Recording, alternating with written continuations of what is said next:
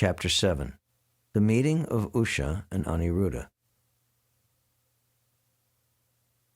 The meeting of Aniruddha and Usha, which caused a great fight between Lord Krishna and Lord Shiva, is very mysterious and interesting.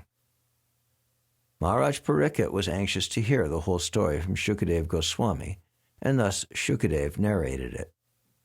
My dear king, you must have heard the name of King Bali. He was a great devotee who gave away in charity all that he had, namely the whole world, to Lord Vamana, the incarnation of Vishnu as a dwarf Brahmin. King Bali had 100 sons, and the eldest of all of them was Banasara. This great hero, Banasara, born of Maharaj Bali, was a great devotee of Lord Shiva and was always ready to render service unto him. Because of his devotion, he achieved a great position in society, and he was honored in every respect. Actually, he was very intelligent and liberal also, and his activities are all praiseworthy because he never deviated from his promise and word of honor. He was very truthful and fixed in his vow. In those days, he was ruling over the city of Shonitapur.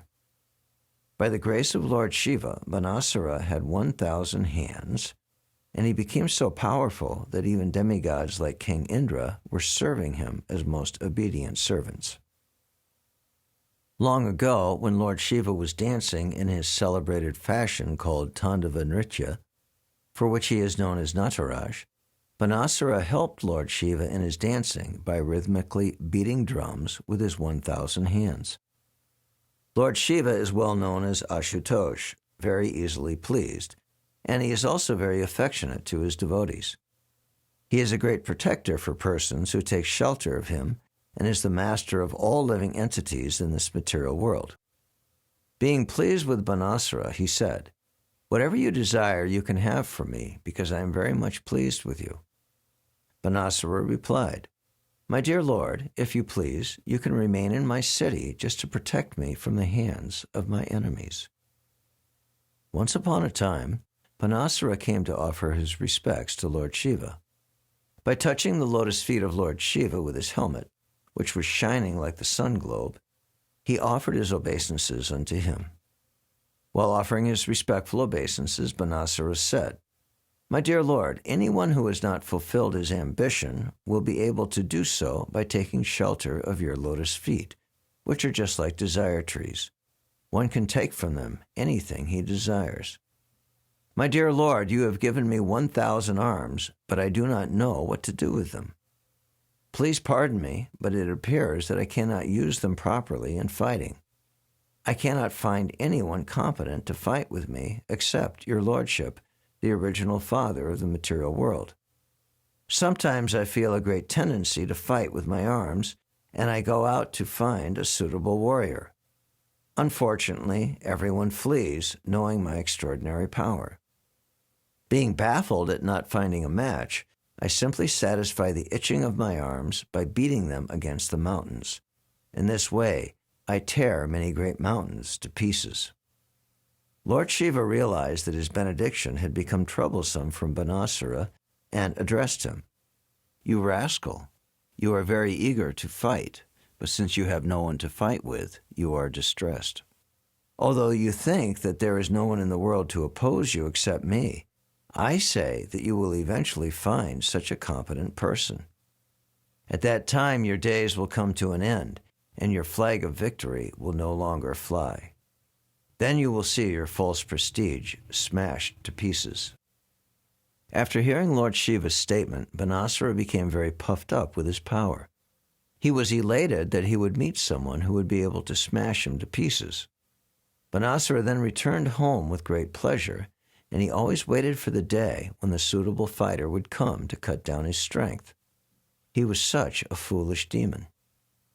It appears that foolish, demonic human beings, when unnecessarily overpowered with material opulences, want to exhibit these opulences, and such foolish people feel satisfaction when these opulences are exhausted.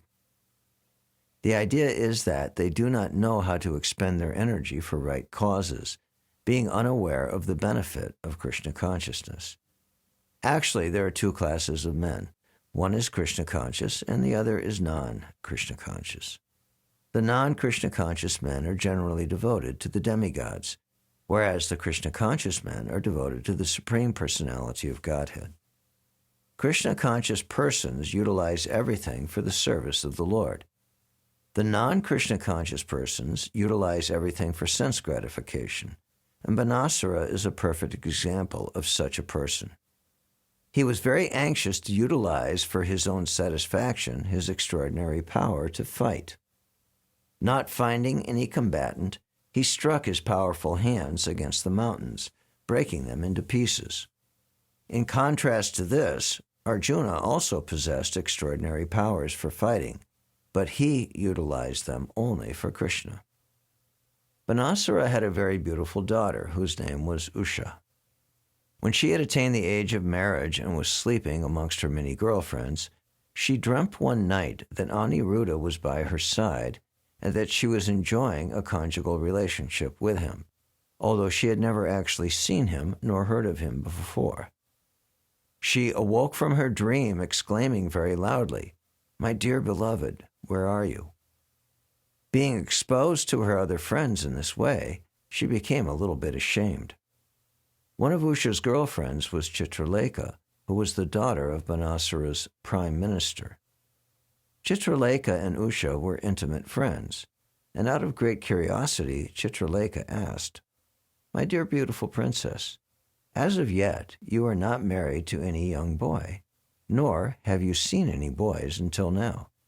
So I am surprised that you are exclaiming like this. Who are you searching after? Who is your suitable match?" On hearing Chitralekha's inquiries, Usha replied, "My dear friend, in my dream I saw a nice young man who is very, very beautiful. His complexion is swarthy, his eyes are just like lotus petals, and he is dressed in yellow garments. His arms are very long, and his general bodily features are so pleasing that any young girl would be attracted. I feel much pride in saying that this beautiful young man was kissing me, and I was very much enjoying the nectar of his kissing. I am sorry to inform you that just after this he disappeared, and I have been thrown into the whirlpool of disappointment.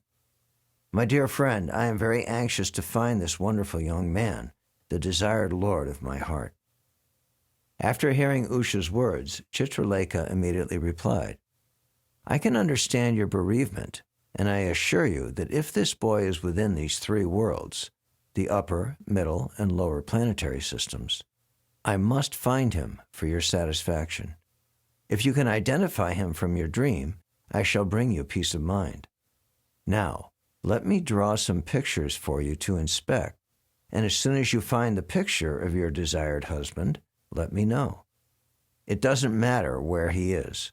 I know the art of bringing him here. So as soon as you identify him, I shall immediately arrange for it." Chitralekha, while talking, began to draw many pictures of the demigods inhabiting the higher planetary systems, then pictures of the Gandharvas, Siddhas, Charanas, Panagas, Daityas, Vidyadharas, and Yakshas, as well as many human beings. The statements of Srimad Bhagavatam and other Vedic literature prove definitely that on each and every planet there are living entities of different varieties. Therefore, it is foolish to assert that there are no living entities but those on this earth. Chitralekha painted many pictures. Among those of the human beings was the Vrishni dynasty, including Vasudeva, the father of Krishna, Shurasen, the grandfather of Krishna, Sri Balaramji, Lord Krishna, and many others. When Usha saw the picture of Pradyumna, she became a little bashful. But when she saw the picture of Aniruddha, she became so bashful that she immediately lowered her head and smiled, having found the man she was seeking. She identified the picture to Chitralekha as that of the man who had stolen her heart. Chitralekha was a great mystic yogini, and as soon as Usha identified the picture, although neither of them had ever seen him nor knew his name, Chitralekha could immediately understand that the picture was of Aniruddha, a grandson of Krishna. That very night she traveled in outer space and within a very short time reached the city of Dwarka, which was well protected by Krishna. She entered the palace and found Aniruddha sleeping in his bedroom on a very opulent bed. Chitralekha, by her mystic power, immediately brought Aniruddha in that sleeping condition to the city of Shonitapur so that Usha might see her desired husband. Usha immediately bloomed in happiness and began to enjoy the company of Aniruddha with great satisfaction. The palace in which Usha and Chitralekha lived was so well fortified that it was impossible for any male to either enter or see inside. Usha and Aniruddha lived together in the palace, and day after day the love of Usha for Aniruddha grew 4 times upon 4 times. Usha pleased Aniruddha with her valuable dresses, flowers, garlands, scents, and incense. By his bedside sitting place were other paraphernalia for residential purposes, nice drinks such as milk and sherbet, and nice eatables which could be chewed or swallowed. Above all, she pleased him with sweet words and very obliging service. Aniruddha was worshipped by Usha as if he were the Supreme Personality of Godhead. By her excellent service, Usha made Aniruddha forget all other things and was able to draw his attention and love upon her without deviation. In such an atmosphere of love and service, Aniruddha practically forgot himself and could not recall how many days he had been away from his real home. In due course of time, Usha exhibited some bodily symptoms by which it could be understood that she was having intercourse with a male friend. The symptoms were so prominent that her actions could no longer be concealed from anyone. Usha was always cheerful in the association of Aniruddha, but she did not know the bounds of her satisfaction. The housekeeper and the watchman of the palace could guess very easily that she was having relations with a male friend, and without waiting for further development, all of them informed their master, Banasara. In Vedic culture, an unmarried girl having association with a male is the greatest disgrace to the family. And so the caretaker cautiously informed his master that Usha was developing symptoms indicating a disgraceful association. The servants informed their master that they were not at all neglectful in guarding the house, being alert day and night against any young man who might enter. They were so careful that a male could not even see what was going on there, and so they were surprised that she had become contaminated. Since they could not trace out the reason for it, they submitted the whole situation before their master. Banasara was shocked to understand that his daughter Usha was no longer a virgin maiden. This weighed heavily on his heart, and without delay he rushed towards the palace where Usha was living. There he saw that Usha and Aniruddha were sitting together and talking. Usha and Aniruddha looked very beautiful together, Aniruddha being the son of Pradyumna, who was Cupid himself. Banasara saw his daughter and Aniruddha as a suitable match, yet for family prestige he did not like the combination at all. Banasara could not understand who the boy actually was. He appreciated the fact that Usha could not have selected anyone in the 3 worlds more beautiful. Aniruddha's complexion was brilliant and swarthy. He was dressed in yellow garments and had eyes just like lotus petals. His arms were very long, and he had nice, curling, bluish hair. The glaring rays of his glittering earrings and the beautiful smile on his lips were certainly captivating. Still, Banasara was very angry. When Banasara saw him, Aniruddha was engaged in playing with Usha. Aniruddha was nicely dressed, and Usha had garlanded him with various beautiful flowers. The reddish kumkum powder put on the breasts of women was spotted here and there on the garland, indicating that Usha had embraced him. Banasara was struck with wonder that, even in his presence, Aniruddha was peacefully sitting in front of Usha. Aniruddha knew, however, that his would-be father-in-law was not at all pleased, and that he was gathering many soldiers in the palace to attack him. Thus, not finding any other weapon, Aniruddha took hold of a big iron rod and stood up before Banasara and his soldiers.